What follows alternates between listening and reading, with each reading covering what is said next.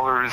They have like 30 different radishes, all kinds of vegetables you've never even heard of, variations like that they went around the world, collected the seeds from. They live there in Missouri. Their company's in Missouri, and it's like all the gardeners. I know I keep saying who knows will know what's good, but I will. It's just the people who know what's good get from them. And I have a whole catalog I bought, ironically, at Whole Foods. They had a catalog. They also sent one to my house because my friend put my address in there. He basically put my thing in for me because I wasn't going to do it. I don't know. So then now I get their catalog sent. They're like yearly catalog for 2019. Every year they do one.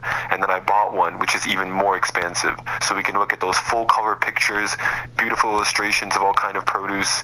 This isn't like rare fruits, but it's just like rare cult styles of fruits. And maybe the more you learn about gardening, I mean, you could just get all kinds of seeds if you're willing to invest the money. You can get packets for $3. I mean, $3 for 50 seeds. Even if one of them grows, that pays for itself, you know. And it's not like a tomato. It's not like you can just throw out tomato seeds and grow a tree. It doesn't work that way unless you're like in Mexico. Maybe that would work, where it's like native habitat for tomatoes. But you could still, it's still worth a shot to just throw seeds around your yard and to just develop stuff. And we have a long time to do this. If you're really down, we have a long time to do this. A lot of it we can't do anything with. We would just start the season indoors for some stuff, but even then it's too early. But like, I'll show you everything I'm talking about. But next time I see you, I'll bring you the catalogs. They're just so cool, so beautiful. Like beautiful pictures of fruits and vegetables you've never seen before. Like just imagine everything at the grocery store. Like for example, sweet potatoes. You know how many sweet potatoes they have? Like they have not even just purple, red, and yellow, white. They have like, you should see their corn section. They have corn that's so beautiful that you don't even want to eat it. It's like corn that looks like rubies. It's like corn that looks like rainbow colors. Wild, natural corn, like the corn that the Native Americans ate. Wow. Apparently. So the opposite of GMO. Not only is it the opposite of GMO, but it's like... That's the type of corn I want to fucking grow. Like some true Native American shit, like indigenous... Because, dude, like maize. You've heard of maize? Maize is what they call the corn, maize in Spanish. I'm so fascinated with this stuff. Like, I really am fascinated about indigenous, like when I think of a country, like when I think of nowadays, especially when I think of a country or place on earth, think about the art and music and the... You're breaking up, man.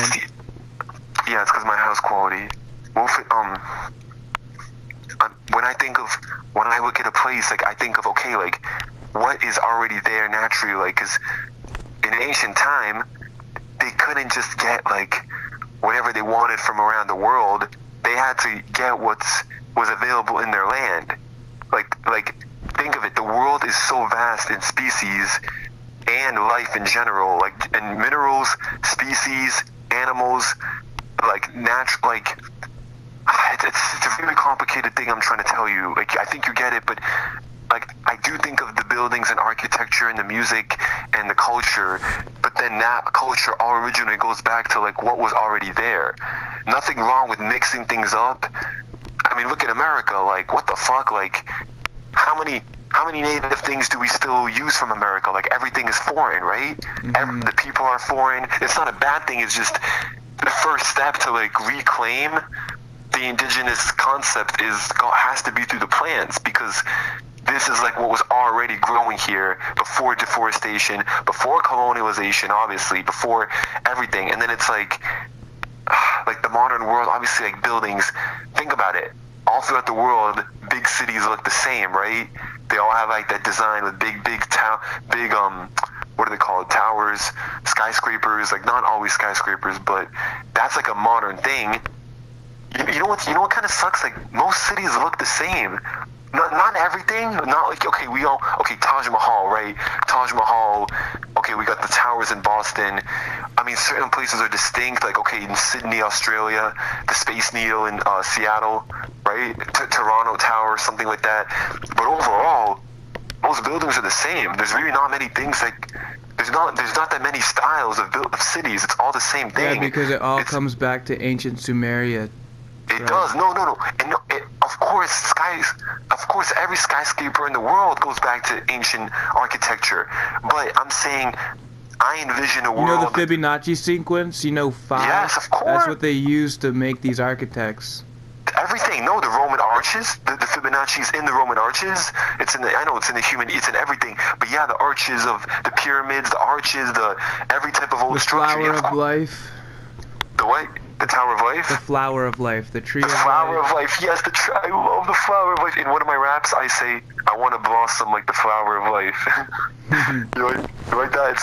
It's obviously cliche, but yet it's like in an epic way, because I'm saying I want to blossom, not like a rose, not like this, but like the flower of life, which is, and dude, even the way every rose grows, the Fibonacci's in the rose.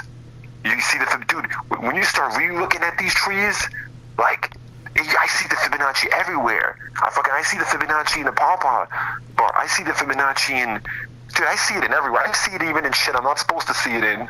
Like, I even see it in, it's like all the connections that I make. Like, it's like, am I even supposed to make this connection? God damn, like, I don't even think it was intended, but no, dude, I know the buildings all go back.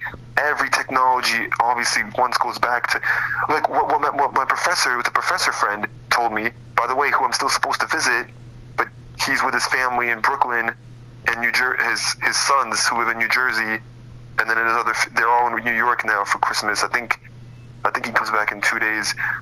He was telling me, think about this, Silicon Valley, right? All the Google and all that. Silica is a mineral, and it's actually found in, believe it or not, sand. So what does sand have in common with computer chips? Basically everything. That sand, like the simple sand in the beach, actually has, like, I guess, the minerals that they used to build, that they make computer chips with. So something as simple as sand. Try saying that 6 times fast. Something as simple as all the S's. No, but something as simple. Listen to that flow. Something as simple as sand with all the S's. Something as simple as sand. Something as simple as sand. Yeah, it has a lot of flow and the S sound, the assonance, which is called when you use the same syllables continuously. Notice how many S's are when I say things like that with the what? Anyway, so I guess the sand, the minerals in the sand, like think about it, glass art. Don't they just take sand and burn it and make glass? I know it's more complicated than that, but it goes back to, they take sand and burn it in a high fire, and then it turns into beautiful glass things, windows, right? Windows. Glass is so beautiful. Huh? Glass is so beautiful. I know. I know. It's the black glass, dude. The glass in my the glass and the products that I get, but it's so stuff. Deadly. Deadly? Oh, because it cracks. And if it cuts you, you know how you have to use tweezers to get that out. Maybe surgery. Yeah, Damn, so you were in a surgery room just now. That's why you're using those examples. Like, your mind would want to say surgery probably because you were just in. Well, you didn't have to get surgery, but I did. You did? Yeah. I don't even get what happened, man. I don't know what the fuck happened. You don't even know what happened? No, if I didn't get surgery, I could have lost my arm because of the bacteria. How did that? I don't understand that. You have to show me, right? Well, okay, just so just basically silica is actually something. It's in the form of MSM, which stands for no, actually, my bad. No, I'm lying. Okay, no, that's false. That's wrong. MSM is sulfur. Sulfur is what gives garlic and onion. Sulfur is what gives egg, garlic, and onion. Actually, egg is a bad example, but have I already tried the kana namak, which is a salt that tastes like egg salad? Have I ever given you that? I don't think so. That sounds delicious, though. I think I have tried it, though. You might have given it. I think I did have it. Yeah, I brought it to you. Kana namak. It tasted pretty good. I think I remember that. It's a lesser known Himalayan salt. It is a Himalayan salt, but it's not the Himalayan salt. It's also in the Himalayas. Like, dude, like Himalayas, that's Tibet, no? Where's that? Yes, Himalaya. Yes, Himalayas were Hindu Kush, the Hindu Kush mountain, and the Hindu Kush cannabis, and all the monks. Okay, Himalaya is vast. Here's the countries I know It used to be where the world's Kundalini Center was. The world's what? You know, the world is a living creature, just like we are. And just like any other living creature, the world has chakras, and the world has a kundalini, and where the kundalini comes out, used to be the Himalayas, but it altered, and now it's not anymore. I've heard of something But the spiritual like that. energy is still the same there. Well, can you imagine? That's where the yogis, like that's where... I've heard of something like that. I never looked too deep into that. At least, like, I know what you're talking about, kinda, but the world's energy centers. Yeah, some say. Well, they compare. Remember what Daniel always talks about: the megalithic structures. The megalithic structures throughout the world have the commonality from Acropolis to. That's in Greece, but all the different. Well, I was gonna. Himalaya is North India in the Indian provinces. You should look into India. I mean, you probably, well, I don't know, Uttar Pradesh, and the other one is Kashmir. The word Kashmir, I think, comes from cashmere sweater, right? I think that comes from Kashmiri, which is north. So Pakistan. So here's the countries that it touches: Pakistan, I believe, parts of Persia, definitely parts of Persia. Then it's Tibet, Nepal, Bhutan, North India. Which I listed those first two places. So Nepal, Tibet, Bhutan. What's the one I'm missing? There's another one that's one of those countries north. Nepal, Tibet, Bhutan. That's where the weed still grows wild, and so much biodiversity over there. Oh my God! From the foothills, they actually call Himalaya the rooftop, the roof of the world. Think of it that way, like the roof, because it's the highest altitude, but. Makes sense. The roof, like it's not, there really is no roof, but no, I think they call it do they have a like Mount Everest has another name. Mount Everest has a Nepalese name. Look in type in on Google Nepalese alphabet. It's crazy. Just look at some of these alphabets from Tibetan. Dude, I just discovered a new phenotype in Russia. Not new, but like they look like. I forgot what they're called. It's like central. Dude, there's a fascinating part of Russia that my grandma's been to that has a volcano in it. It's near Siberia and Japan and North Korea, basically. But it's called. My grandma said she's been there, and it's one of the only. It's like a crazy area where you can't even really. Not that many people live there. It's called Krabinsky Krai. No. Krai means corner in Russian. That's why the word, check this out, Ukraine, I'm pretty sure Ukraine, what word do you hear in Ukraine? Krai, Krai, that means corner. So literally kind of means in the corner. So fascinating, right? When I first learned that, I'm like, what the you know, dude, and I'm finally getting my EMF protection in the form of a crystal. And check this out. The crystal, not the crystal, but the mineral that I'm purchasing in a necklace form. I know I got my turtle necklace that I bought from that guy in Panama, the guy from the Panaman guy. But look up shungite. Maybe you've heard of it. I know you bought some crystals. This is basically a mineral it's from Russia. In fact, the only place it's found in abundance, like this crazy mineral, is right near, like 100 miles where I was born. Like I was born 150 miles away from this place, and they supply the world's. The Russian people over there used to bathe in the waters. And they had a great health results from it, and it's supposed to be another form of carbon. Like I'm gonna talk all about this with the chemist, with the professor friend. I guess you really could say I do have two mentors now. I mean, everybody's my mentor, I guess. Like we said earlier, like the teaching and stuff. But I got the botany one, and then I got the one with the chemistry. I mean, it all comes together really, and it's so awesome to. So when I go see the Cuban guy again, we were talking all about minerals. Like he knows a lot about minerals. Like. One of his specialties, he used to study crystals under microscopes. Like he used to study the chemical structure. It's so awesome that I was able to make friends with him, dude. Like such an open, free thinker, a professor. He's 60, but like he's so open to new information, and it's so awesome because it's like I don't know what he knows, but like he sees that. I don't know. We just get along in a very. Like I'm a dropout, I guess like you, but you're going back. But I'm like a college dropout, and then he's like an Ivy League professor / attendee. Like he's taught at Harvard. He He went to Harvard. He went to Princeton. He's taught at both. And Yale. He went to Yale. You know his friend? You know the movie Jurassic Park, right? Yeah, it's one of my favorite movies. Of course. I guess what? I still haven't seen it yet. Wow. Amazing, right? So that classic movie, right? And think about it. You were born in 99. That movie only came out in like 99. I think, right? Like it's pretty new for you. But anyway, well, not new, but like, you know, that movie is almost as old as you.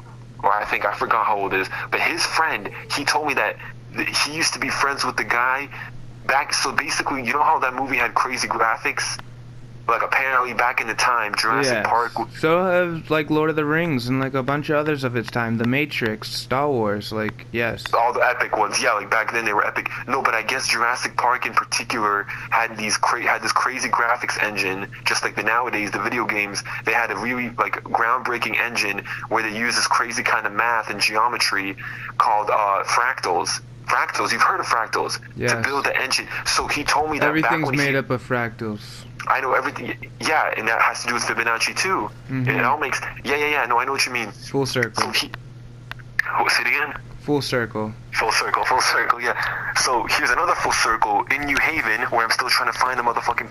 And by the way, that's what I was trying to tell you earlier. Another full circle. It goes back to the persimmon because that's what me and the deer. That's what I want to eat with the deer instead of shooting the deer like a hunter who sets it up at the tree. It's okay. You'll see a persimmon for yourself one day, and it'll be a spiritual thing. And you had a chance to try a good one. Now I don't have any more at all. There's like 35. I grow my own persimmons. They're healthy, right? You grow your own? You said? I want to grow my own. I know, and I don't have it. I gotta get these seeds, man. Like I'm a dumbass. Once again, I had a chance. Oh, you know where we can still get some? In online, Boston, right? Can't we just order it? Order the young trees, but they don't. Not many companies ship them right now, except that one in Edible Landscaping. Yeah, can't we just grow the seeds themselves and plant the seeds themselves? For sure. I just don't have any more seeds for you. I don't have any more seeds because I don't have any more fruit. But guess what? What I was saying is, in the Arnold Arboretum, the place where I picked all those hickory nuts, there is like, dude, they have a persimmon tree there from 1886. That's fucking 120, let me do the math, 130 something years old. It's one of the oldest trees that they planted there, American persimmon. There's a couple, tiny fruit on there, but dude, this tree, oh my god, when I saw it, there must have been like 5,000 fruits on there. I kid you not. I just went there it's been sold since I was there. There might still be some fruit. If we can take a trip to Boston, there's not much to see in the Arboretum now that all the foliage is fallen, but it's still a beautiful place. I mean, dude, this place is a historic Arboretum. It really is. Like, it's one of the known ones of America. There's another one in Illinois called there's a lot. Actually, Massachusetts has quite a lot of Arboretums, little ones. All these. I know we haven't taken one trip together. Like, what the fuck was going on? We could have. I know there'll be time. We'll still do it, but like. We could have. It's just now. It's like it'll still be cool, but there's no leaves. There's no fruit, leaves, or anything. It's just everything. But that's not beautiful. Not that looking at. I mean, to me, it's still fascinating looking at how these trees, right? They're naked right now, but then 4 months later, 4 months from now. And we can get the bark. We can take the bark and make some freaking medicine out of it. You're right. We find a willow tree. Do willow trees grow around here? What do you know about willows? I don't know too much. What about them? They have an anti-parasitic. It's basically natural ibuprofen. The chemical in ibuprofen is from the willow tree bark. No, I think it's actually. I think you're thinking of. Yeah, ibuprofen. Yes, the Tylenol. Tylenol goes back. Oh, really? I thought it's not willow. I thought it's oak. It's probably oak too, but willow tree has its own properties that are really exactly. Really yes. It goes to show that nature is the original pharmacopoeia. Did you know back in the day all the doctors were botanists? Well, of course I know that. Whoa. I don't think that's accurate. You mean that before medicine? Yes, before medicine, the doctors, of course, were yeah, dude, the father of modern medicine. Man, the father of modern medicine already said, let thy food be thy medicine and medicine be thy food. Some attribute that back to Egypt. I think some say that this guy named Imhotep in Egypt was like, there's all kinds of theories, but Hippocrates, what we know of as Hippocrates, vegetarian. Pythagoras, vegetarian. Pythagoras wasn't a botanist per se, but Hippocrates... And dude, and the Islamic alchemists, those guys had a whole handbook of Remember the guy Avicenna? I was telling you about Avicenna. He was like he was everything. He did everything: astrology, math, natural history. Basically, natural history is what they call botany back then. Natural history is like. It's literally looking around nature, like looking at stuff. But it is natural history, like you learn Literally. from what you... Exactly. No, the guy, Pliny, have you heard of Pliny the Elder yet? Pliny the Elder? No. He was a guy in ancient Rome. He was a big, he's often referred to, he was like really like his uncle was a Pliny he apparently died in the Vesuvius eruption. Let me go back to all the million things between I was saying. Oh my god, I can do that. It's actually starting off with you or continuing off with you, and then it's like, before we go, okay, I guess you're still talking. I'm gonna close this laundry now or put the, I gotta put in the, cause it, I'm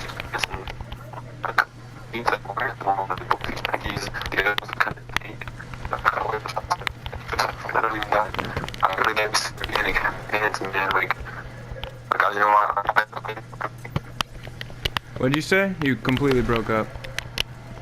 I said a lot, but I said how I gotta get me another pair of pants, like an organic, not slim fit, but something between, like organic pair of, cause dude, hemp was the original form of denim, like Levi jeans Oh, obviously, hemp, you could make anything out of it. I know, which is why we should, cannabis ruderalis. It's sad how ignorant the society is, man. What, hemp? Dude, the state, New Hampshire. Do you know hemp and hemp are the same thing? I did not. Hemp. You did not? Hampshire, any place named Hampshire, England. The founding fathers, as you know, encouraged hemp. I don't know what happened. I mean, they say that Abraham Lincoln was smoking some hemp. I don't know what kind of hemp was getting him high. They must have grown an indica or some shit. I don't know. Who the fuck knows? But hemp was required to grow. I don't know if. I don't know if the slaves grew hemp. They grew cotton. Oh, did I tell you this? Speaking of cotton, according to my body, Stephen, the original mentor, quote unquote, he told me that in his book it says that cotton is found natural in Massachusetts, not natural as in naturally occurring, but like that they've surveyed the state of Massachusetts, and apparently every single county has cotton that's growing somewhere. I don't know how that's possible, because I thought cotton is something you need to heat. Like I thought cotton is like a desert, like not desert but India. Like I thought you need to be in a hot place. A lot of in the Midwest. I mean not the Midwest, the Southwest. But they grow. Engineering gimmicks. Do you remember how another essential thing you should plan just for the hell of it, just because it's so damn cool? Did I already tell you that it's right under my house fucking until my dad what's it called, stupid fucking lawnmower. These people overdoing. Another thing people don't realize, lawn mowing is like against nature. I mean, doing every once in a while fine, but mowing the lawn prevents the weeds from growing, prevents the other plants from growing, and it prevents the flowers from appearing, so that so people talk about the bee colony collapse disorder. It's like the bees, we need to bring it back as much bees as possible. I always hated mowing my lawn. Now I have an excuse not to do it. Say it again? I always hated mowing my lawn. Now I have an excuse not to do it. You always hated not to. Like, it's so, like, it's okay to do it in some cases, but you, like, the idea of keeping, the whole status symbol, like, there's another status that's like, why you gotta have a nice, perfectly, like, lawns go back to, like, the rich. Well, the reason why you do it is to keep the bugs away from your house. That's what they, is that real? It is so true, because when I do mow my lawn, like, when I do have high grass, I do have a lot of ants. Is that real? I think there's got to be another way around it. Like, it can't just be. There's got to be a biological way. I'm sure there's always another way. Yeah, I see what you. But I mean, the ants. I mean, I'm gonna look that up. Bug problems. I mean, how are they getting? Like, I'm just saying this. Like that dandelions and all these weeds that we were barely eating. I'm a dumbass, dude. I only ate like a couple of dandelions this whole summer. Dandelions. You should really only eat them right before they sprouted, because when they already sprouted, they've been there for a while and you don't know what's gotten on them. I know, dude. I used to be just like you with that, and I still claim I'm a germaphobe, although some would dispute. I don't know. I have a weird phobia of certain things, like not weird, but like I have a very particular. But when it comes to eating shit off the ground, like I used to really be scared too. Like I used to think everything that you're thinking, and I still sometimes but you do. But it's say like, that you can't have that natural immune system excuse. Well, sort of, but at the same time, the antidote is in the poison. Although that's not applicable here. That's not a good example. That's not really applicable. But I'm saying the more you're exposed, it's like, how would I know your when immune there's something? system builds itself up? Yeah, it builds itself, and it's like the whole paradox of how playing in the dirt will keep you like resilient, right? Like playing it, like you want that dirt. Believe it or not, actually, the whole thing about vegans and B12. Actually are getting B12 when you're gardening. Obviously, not only that, B12 is synthesized by bacteria, Fred. That means it's created in your gut. People are so retarded when it comes to freaking everything. The only reason why you can't get it is because your body's being blocked by so much shit. Exactly.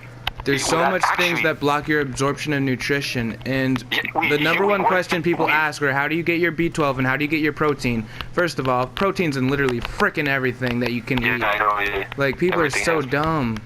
People. When did you learn about the concept? Because a lot of people know that. And do you remember where you read that when you just told me that absorption, that people aren't absorbing? Where did you first learn that we're not even absorbing most of our foods, like unless we've done, like where did you read that? I've learned it from a lot of sources. I've done so much research. Like, the only times I'll say something is if I've found 10 other PhD doctors have said the same thing. Yeah, not that it needs to be that way, but right. But like the ones I believe in are reliable, and even just because I don't believe in everything they say, and I make sure 15 other people say the same thing before I believe in it. Yeah, and even if that is the case, they could all have been deceived. So you never know till you know. Exactly, that's true. No, but the thing about absorption, like it's true that like how else do like back in the day, 30 doctors said it was okay to smoke cigarettes and it was healthy. So they could all be deceived. You have no idea. Yeah, well, no, the political interest again, right? The agenda, or like who's funding. One thing we got to look at is who's funding this. You got to follow the money trail. Who's sponsoring who? Exactly. The funding, like people still like notice how the things. If McDonald's sponsoring American Heart Association, you really think they're good? You really think they're good? No, it's like that's one of the most ironic, paradoxical things, because it's like heart disease from the burgers, and then you're right, American Heart, or even how Coca-Cola. And if you look on their website, it says that they're like freaking eat #1 carcinogens like bacon and shrimp and all this other crap. Like the processed meats, exactly. And then and in the words of as someone said this on YouTube recently, I was looking at it. This guy was like, this guy made a good point. He's like, are you gonna wait till the World Health Organization comes out with more stuff that not just processed? Like, why wait when it doesn't mean that processed meat is the worst, but why risk it with other meat, Why wait for another study to come around to tell you, this meat is also bad? No, like, meat does not belong in the human body unless it's absolutely in emergencies or in small amounts throughout a season. Like, there's really humans can't digest meat. Humans don't have the intestinal tract for meat.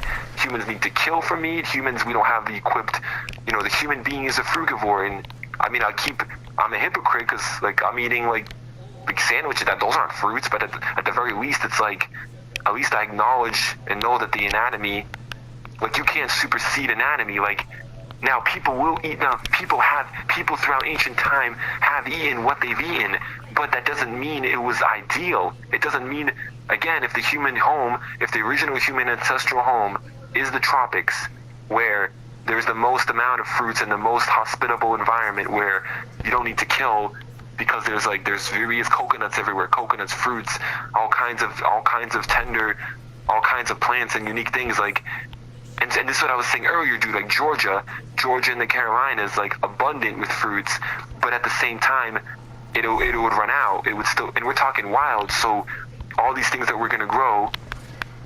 Do you want me to give you a list, by the way? You want a list? I pretty much said most of them. Every berry at the grocery store, and dude, there's so many berries. The more I look at the more I look at the botany, the taxonomy of these plants, like there's literally What's so taxonomy many again? Taxonomy is kind of like the group, is how they categorize. Like taxonomy can be used in a lot of subjects, but it means how they like. I guess think of taxonomy as like the way they organize, like the kingdom, the families, the kingdoms. Yeah, kingdom. In one of my raps, I say we all family, like kingdom, phylum, class, order. Remember, it goes kingdom, phylum, class, order, family, genus, species. Yeah. That was one of those. King Philip something. King Philip came over from Germany, splash. That was what they said. Yep, same thing for you. Dude, there's so much more we could have learned in biology. They could have taught us about symbiosis, planting fruits. They could have showed us. We were deceived so much in biology, not just because we're told that humans are omnivores, all this. But because we're told to fucking eat opioids every day, drink milk, casomorphins in all processed milk. You know what casomorphin is, Fred? Of course, the stuff that causes the reason my quote unquote love can't quit cheese.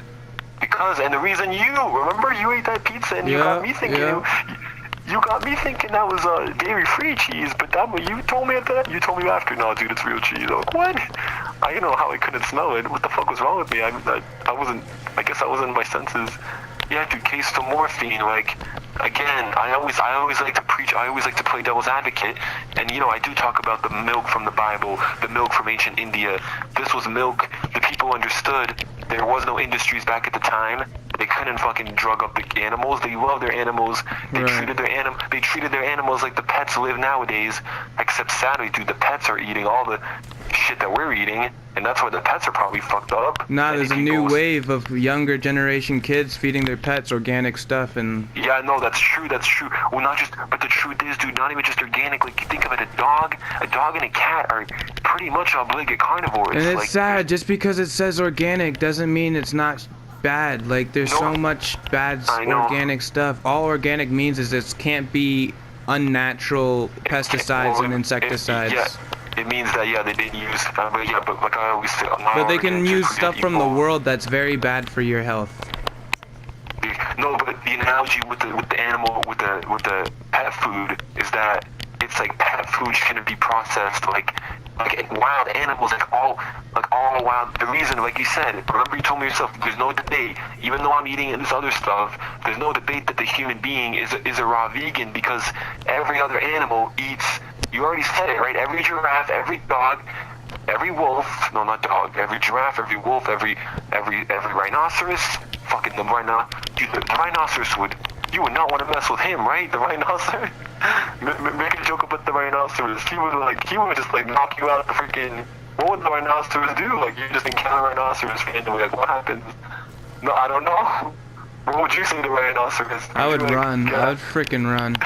You would get out of his way, right? Literally. He's probably a nice guy. He won't want to hurt you. Just be chilling out there. The rhinoceros, like asking the rhinoceros where he gets his protein, right? Asking the gorilla. Mm-hmm. Remember the picture? The gorilla eats. Yeah, it's so dumb. Where do you get your protein? Like, shut up. Honestly.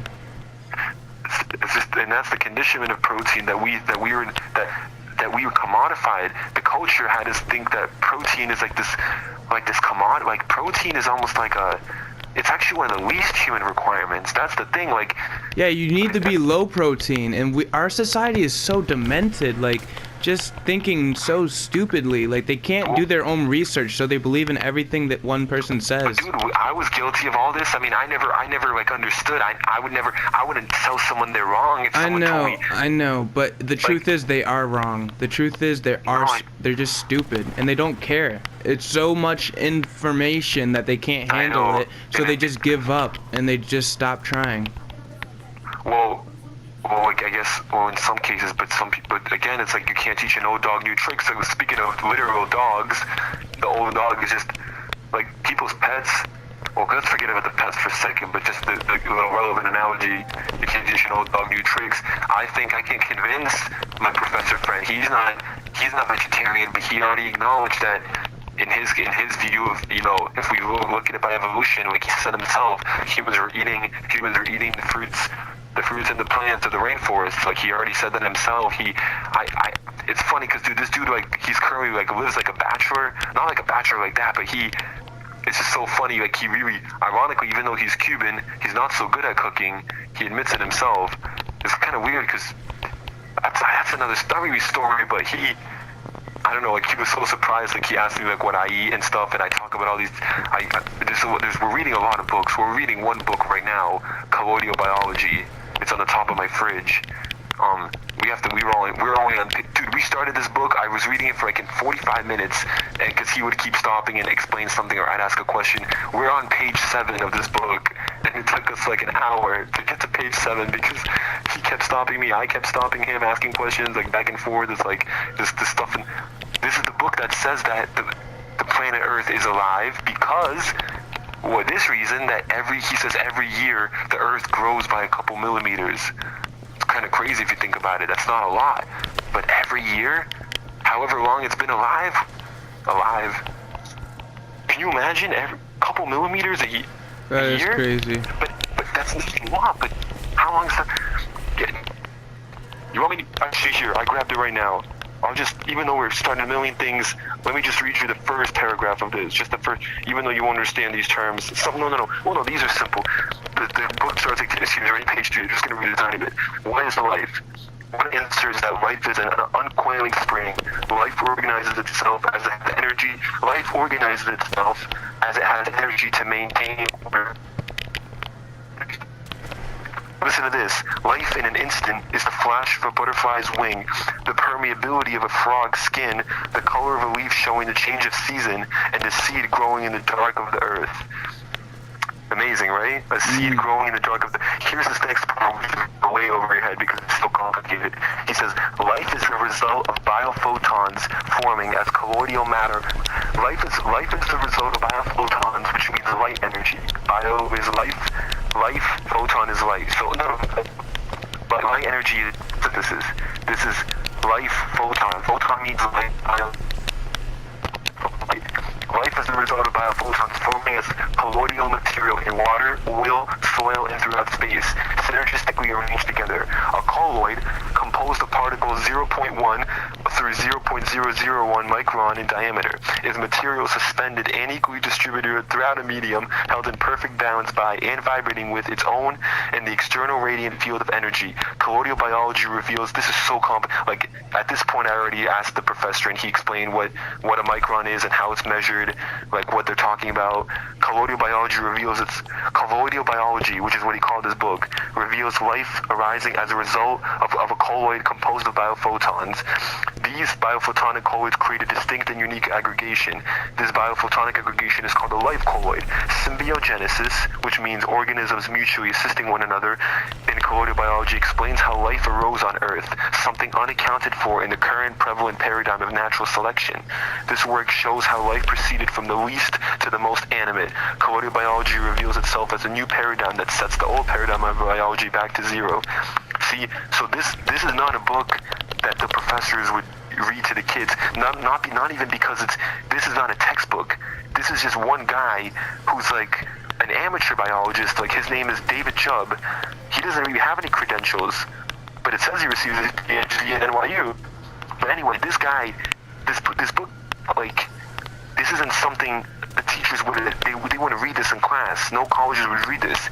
Like, this talks about, he brings fruitarian into here. He talks about like, this book is about nutrition, but also about chemistry, also about biology, also about, I mean, did you catch any of that? This chapter is called Terrain Optimization. Terrain is like your microbiome. Life food for sustainable. He talks about only eating foods that can be recreated in nature, like foods that would grow by themselves. Oh, you ready? Yeah, I'm listening.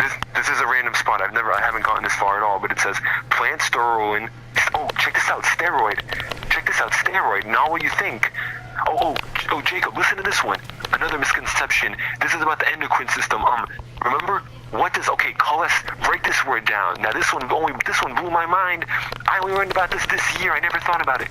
Listen to the word steroid, and now listen to the word cholesterol. Now pronounce it this way: cholesterol.